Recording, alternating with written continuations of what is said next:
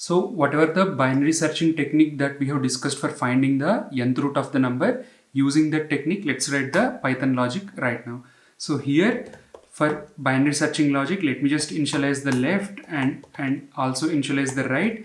This right will be equal to the value of m. Along with that, I will define one variable called middle that will be equal to -1 in the beginning. After that, what we will do, we will run a loop as long as left is less than or equal to right. Internally, what we will do, we will calculate the middle, right? So for this middle will be left plus right divided by 2. But this can yield floating point results. So let me just import math library. Once we import the math library, we can do math.floor of whatever the result that we get. Once we get this middle, what we will do, we will calculate the power of middle and n. That means middle power n we will get. Once we get that result, we will compare it with the value of m. If it is matching, then this middle is nothing but the nth root of the number that we have here, and we can return that. So here immediately let's just create a variable called result. For this, let's just call the math.power, and this power is nothing but middle comma n.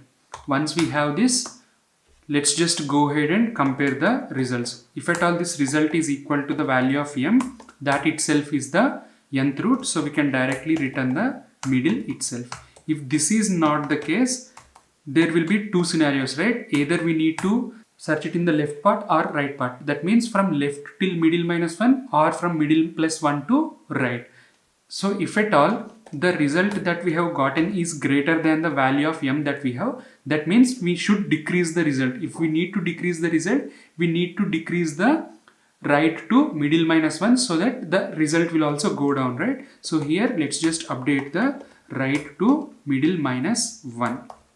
Okay, if this is not the case, obviously the final scenario will be result is less than m. That means it need to be searched on the right part of the search range so that the result will get increased, and there is a chance that it will match with the next middle.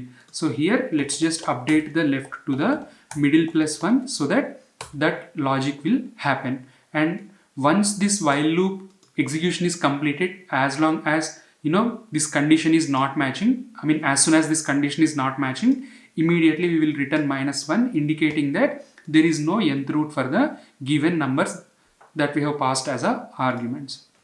Okay, so here for this testing, I have passed the value 4 and 81, and we know that if we do 3 power 4, we will get 81, right? Because 3 into 3 is 9, 9 into 3 is 27, 27 into 3 is 81. So if I run this, I'm expecting an output of 3, and that is what we have gotten. Let's just assume here I have passed value of 16. We know that 2 power 4 is nothing but 16, right? So let's just run this code and see the output is 2.